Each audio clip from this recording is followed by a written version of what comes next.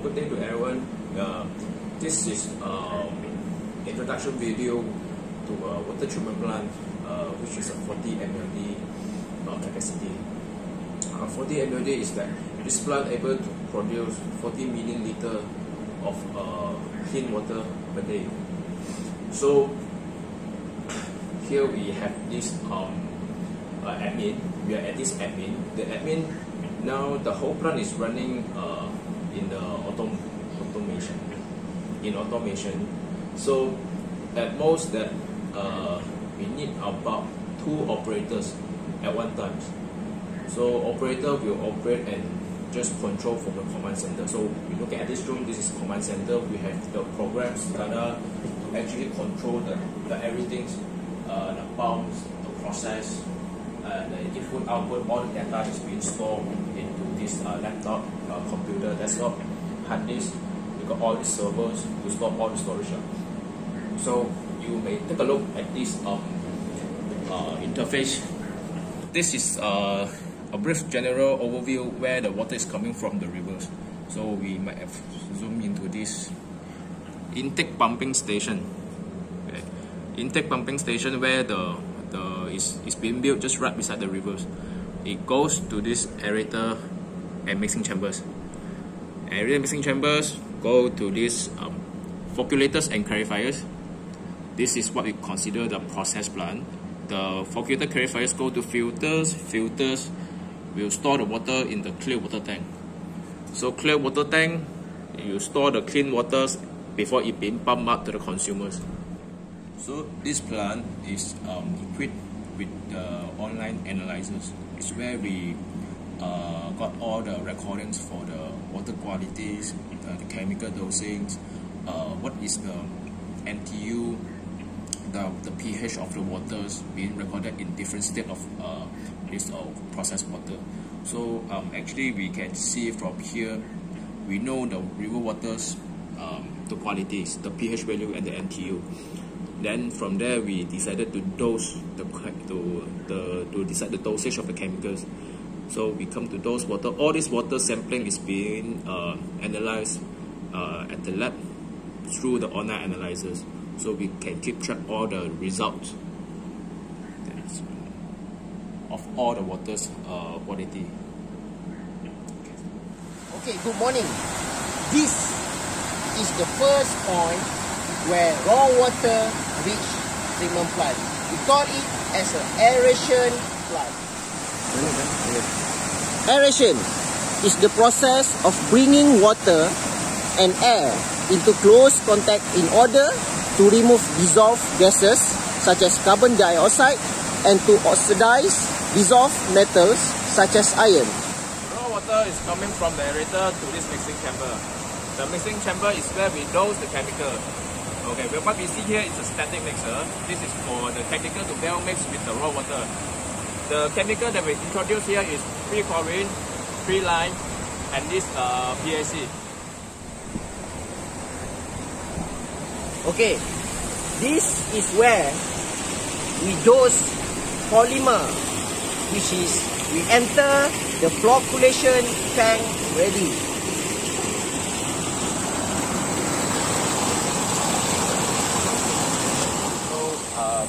After the water is mixed with this polymer, we have allowed some time for the polymer to react with this water. So what we can see here, this is the flocculation tank. Okay, this is the fast mix and goes to the slow mix flocculators. The mixers, the purpose is to mix the polymer evenly well with the waters, and in that sense, you form the frog and you do not break the frog. We are controlling the mixer in such a slow speed. Okay, hi. So now we are at chemical building. We have polymer, fluoride, lime, and PAC that we use to dose at aerator. So for polymer, we have polymer system that we have a mixing tank and preparation tank that we control the ppm that we dose to the aerator, and this is the pump that we use to control the dosage. Okay, here is the fluoride preparation system. The fluoride preparation system consists of mixing tank. We used to control the dosage of the fluoride using the panel and inject the fluoride at the filtration water using this pump, the transfer pump. There are many components that we use the compressor to control the valve opening and closing. For lime system, we have pre and post. For pre, we inject at aerator, and for post, we inject at the water tank. So the function of lime is to control the pH of the water.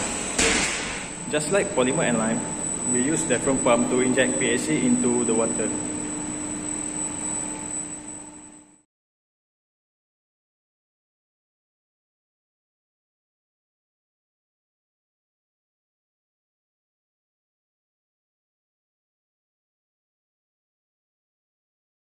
By the time the water reaches clarifiers, this is what we call clarifiers. Okay. When the water passes through this flocculation tank, it is good enough to have some flock. The flock is going to be trapped under the clarifier. What we see here is one of the operated clarifiers. What we're using here is a tube settler. This is to trap the flock on the tube settler, so the water's coming up without the flock. You can see the other side, this is the one not in operation. It's like comb type tube settler. Okay.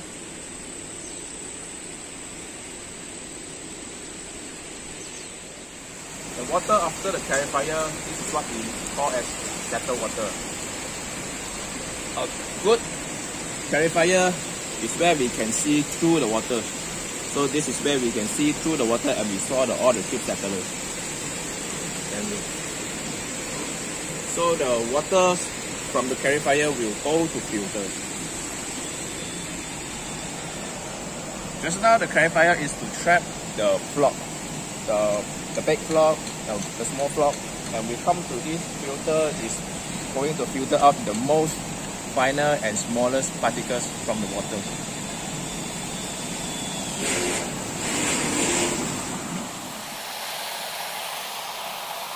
This is the filters. The filter is under operation. The top of this filter is monolithic filter floor, and this is comprised of two types of sand. The bottom one is a gravel, and on top is the fine sand. The water is coming from the top and go through the sand to the passage, underground passage, and to the clear water tank. The target that we are targeting to achieve is to get 0.4 MTU. At this stage, the water is actually cleaner.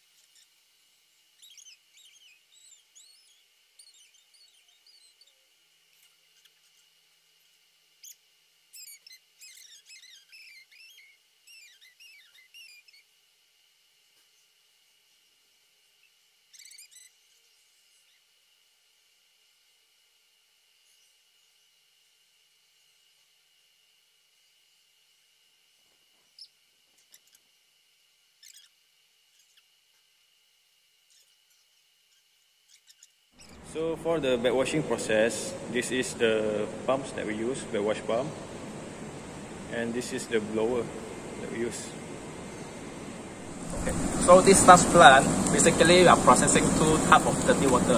The first one is the wash water from filter backwash, and the second one is the sludge, the discharging waters from clarifiers. So now I'm showing you, this is the wash water recovery tank. This is the tank that process the water is coming from the filter backwashing. The water will go into the wash water recovery tanks until full level, and we allow some time for the sludge to settle. Then the clean water we will going to pump it back to the aerators as a recycle. And the dirty water with the sludge we are going to pump to the sludge balancing tank. This is where we are going to explore the next. So this is the sludge balancing tank, and just right attached inside the water recovery tank. So the sludge balancing tank, they got two types of water sources. The first one is the water coming from the clarifier, discharging water, and the second source is the settlement water from the wash water recovery tank. What you couldn't see that actually have a submersible mixer at the bottom, and this tank is act like a homogeneous tank to mix all the sludge and prevent it got settlement. The water from this tank will be pumped into the sludge thickening tank.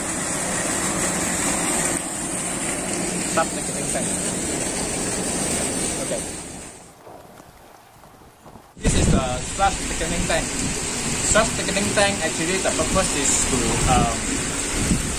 to accumulate the sludge water and to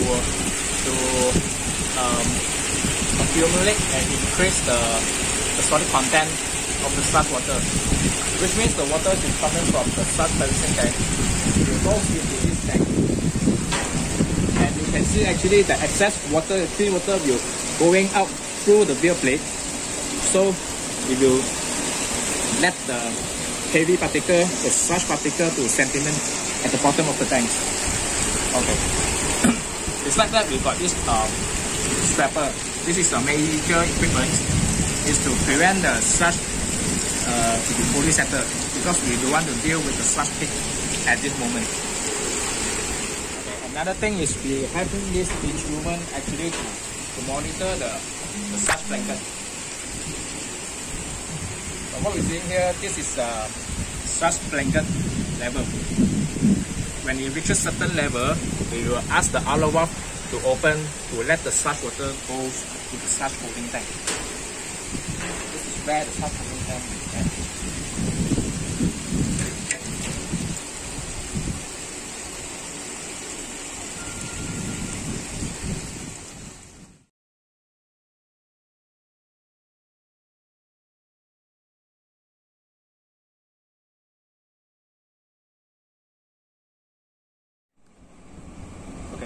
So after from the sludge thickening tank, the sludge water actually will through the ALUM valve and flow into this what we call sludge holding tank. This sludge holding tank, we also have a submersible mixer and acts like a homogeneous tank. So it will actually keep the particle to prevent it from fully settled. So the water from here actually is being monitored by actually you can see that that's the TSS sensor, total suspended solid meter. This is where we measure the solid content of the sludge waters. Okay. The water from here is being pumped to the decanter. So we can see actually inside we have the pump to pump the sludge water into decanter. And decanter will help us to solidify and make the sludge cake about 25% solid content. So let's go. So this is the sludge cake pump system. This is where the sludge water is going to be pumped to the decanter. So going all the way to that decanter, this is what we call decanter. So before we go to the decanter, let's start with the polymer system. At the sludge plant, actually we are going to dose the polymer to make all the particles, the suspended, all the solid being attached together to form a bigger flock. So we are actually dosing polymer into the thickening tank, and right before we entering the decanter. So when we put the polymer system, here are the dosing pumps. Dosing pump to the thickeners, and then dosing pump before the decanter. So the decanter feed line, this is the decanter feed line, it goes into the decanter. Okay. So decanter is where it's going to spin at a very high speed to remove all the waters. So you can see that's the decanter, and the bottom one is the screw conveyor, where the sludge without the waters is going to drop into the screw conveyor, and screw conveyor is going to transfer the sludge into the what you call it, the roller bin.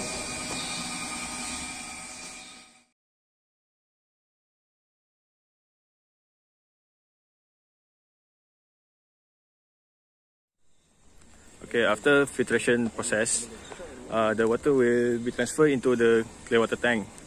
Before it enter the clear water tank, we inject fluoride, chlorine and lime. This is the tank.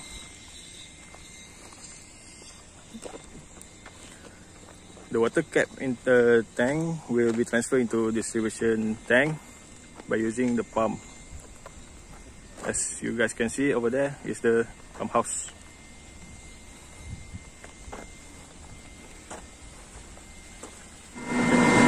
So the treated water we are distributed into 2 reservoirs. Okay, so actually we got 8 pumps here. Treated water after treatment we got 8 pumps.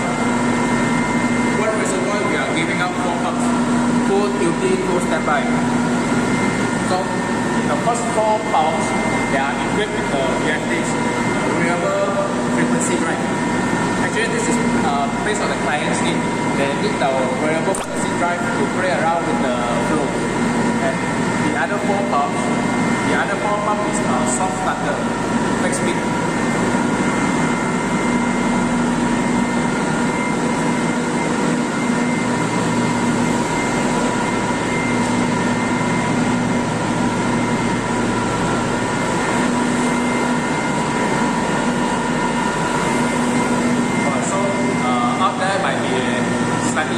Noisy, but bring you out, take a look.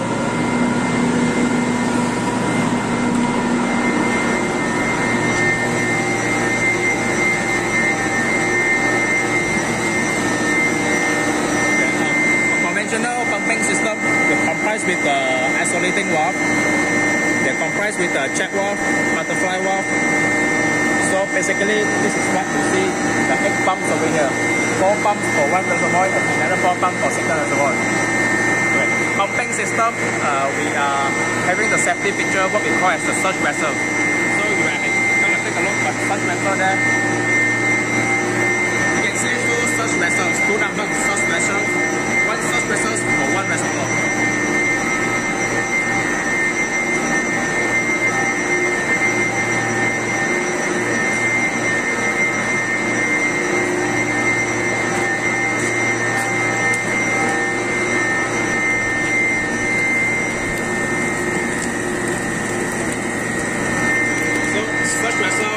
Mainly to protect the pipeline from the sudden surge. Let's say it's power outage, or there's pressure difference is too high, that will cause a sudden surge. So this is to protect the pipeline, protect the system from being pipeline breakage, or even the area flooding problem. So